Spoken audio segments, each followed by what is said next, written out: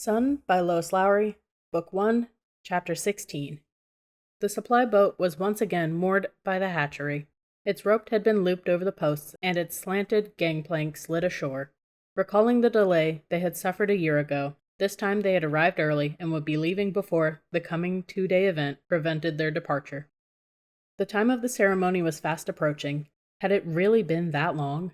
Had she been here at the hatchery for well over a year? It was hard to believe.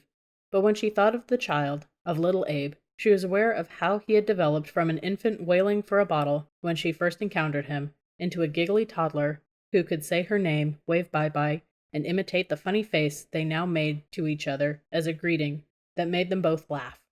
Hearing her coworkers mention the upcoming ceremony reminded her that Abe would be assigned this time. He would move to a dwelling, have a set of parents, and perhaps an older sibling. She would have to find a new way of continuing their relationship.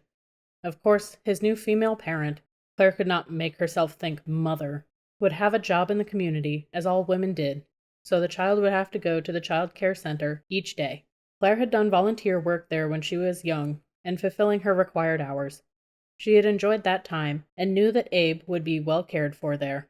He would be given educational toys, fed a balanced diet fortified with vitamins, taken for walks in the big multi-child stroller, and introduced to basic discipline, the meaning of no and don't, how he must not suck his thumb, though he would be permitted to stroke his comfort object if he needed soothing. He would be tucked into a crib at nap time, when the big room's lights were dimmed.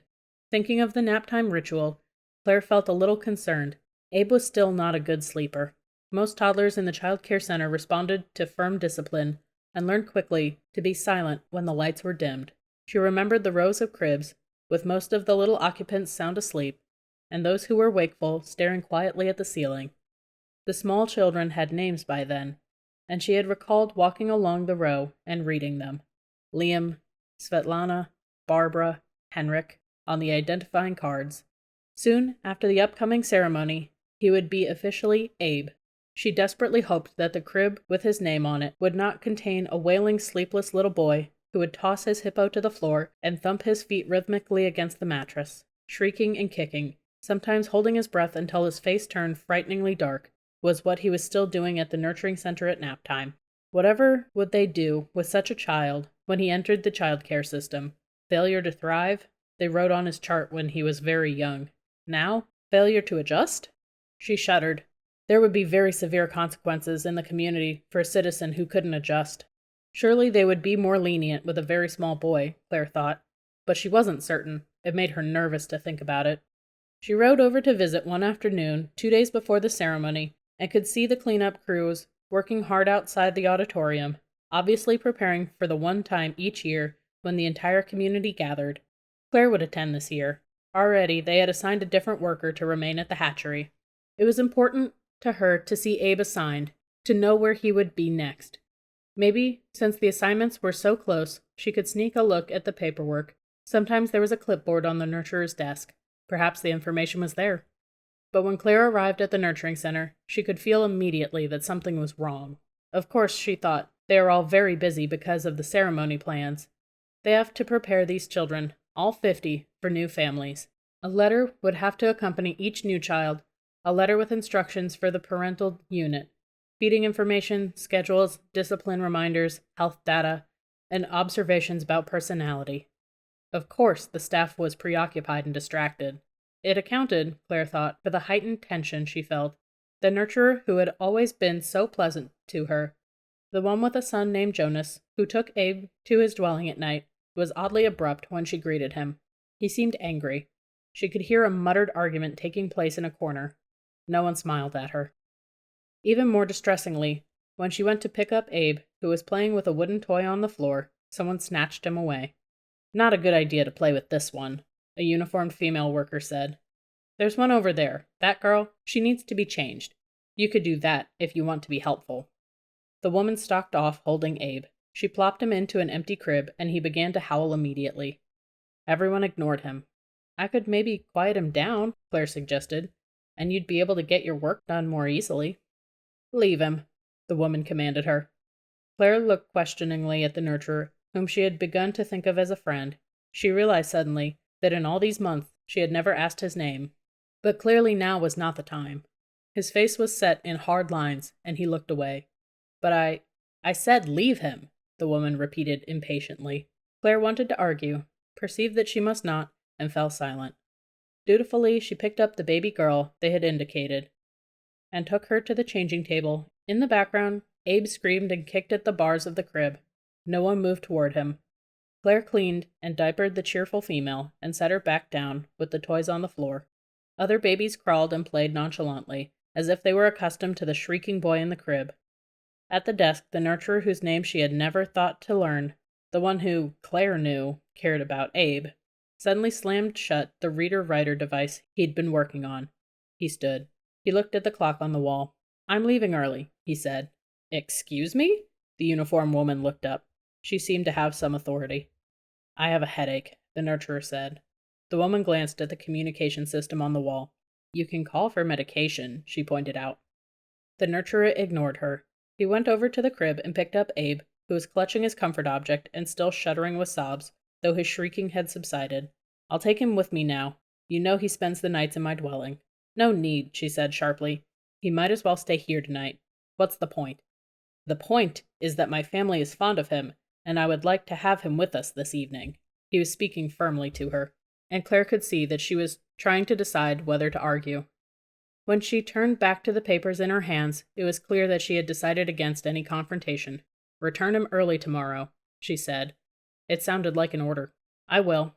He walked toward the door, the toddler in his arms, and then spoke to Claire. "Do you have your bike? Why don't you ride part way with us? You can turn off to the hatchery at the main road." Confused, Claire nodded to the woman, who ignored her, and followed the man and Abe. She waited to watch him pack the hippo into the carrying case, then strap the child into the bike seat, then mounted her own bicycle and rode beside him on the path. He didn't speak. The baby glanced at her, smiling now. She lifted one hand from the handle grip, waved to him, and watched him wave back. Both bikes slowed at the intersection where Claire would turn to the right. They stopped. "Maybe I'll see you tomorrow," she said uncertainly. "I know you have a lot of work because of the ceremony, but—" He interrupted her. "I know you didn't attend last year," he said. "Do you plan to go to this one?" Claire nodded. "I especially want to see Abe get his assigned family." The man hesitated, then told her. "They're not assigning him, and no more extensions either. They've run out of patience with him. They voted today." Behind him, the child began to churn his legs. He wanted the bike to start up again. "But what then? Where will he—" The man shrugged.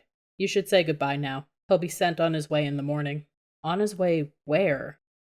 The child had heard the word goodbye. He opened and closed his chubby hand toward Claire. "Bye-bye," he said. "Bye-bye." Then he thrust his tongue into his cheek and made their secret funny face, with its creased forehead and wrinkled nose. Claire tried hard to make the face back to him, but it was difficult. She was breathing hard and could feel tears rising hotly behind her eyes. "Where?" she asked again. But the man simply shook his head. It seemed to Claire that he was unable to speak, that his breath was coming quickly as well. Then he gathered himself and said offhandedly, "It's just the way it is. It's for the best. It's the way the system works. And by the way, you have his name wrong. It's not Abe. Ready, little guy?" he asked, swiveling his head to check on his passenger. "Off we go." As he started forward, some pebbles spat from the path and stung Claire's ankle. Stunned, she watched the bicycle set off across the path that led to the family dwellings.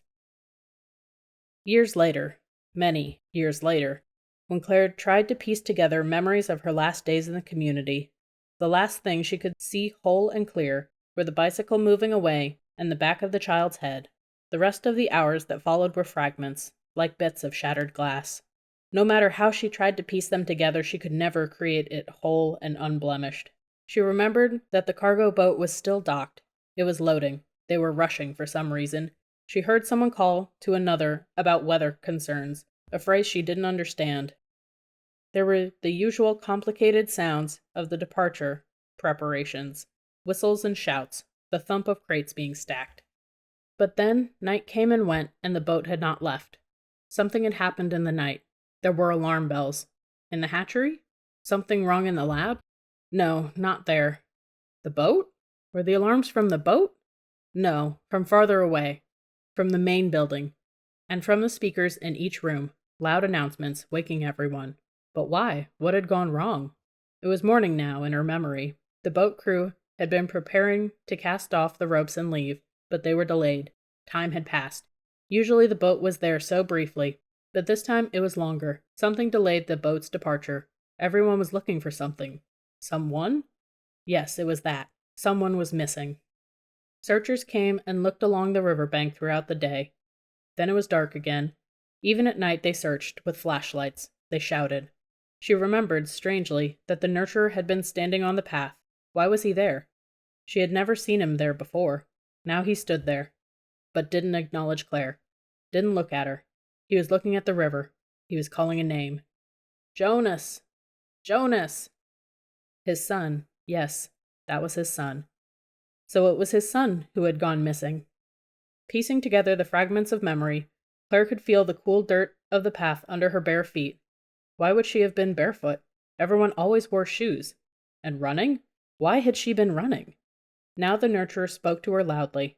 But what had he said? He took him. Jonas took the babe. Was that what he had shouted to her?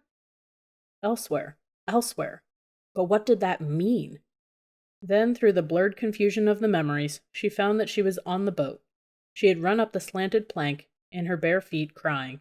The heavy-set woman, her light hair unpinned, came from the cabin and put out her arms to Claire. She remembered the feeling of enfolding, the smells, sweat and onions from the woman, fuel and damp wood from the boat itself, a puff of smoke, the scrape of the plank being pulled aboard. She was with them, on the boat. The engine throbbed. They were leaving. Why was she, Claire, on the boat? They were headed elsewhere. They said they would help her find the boy and the baby. My son, she had told them, sobbing. Her next blurred memory was of the sea, which she had never seen before. Rain, something she had never felt. Storm, lightning, waves, fear. The men were shouting. She was in the way. They shoved her aside and rushed to tie things down. She couldn't stand. It was wet and slippery, even inside the cabin. She fell, sprawled on the floor. She heard things slide loose and break. She felt a cold rush of water. Suddenly, it pulled at her clothing. Cold, so cold. And then, quiet. A hollow, rushing kind of quiet. Darkness. And that was all Claire remembered of those last days, no matter how hard she tried over the hard and lonely years that followed.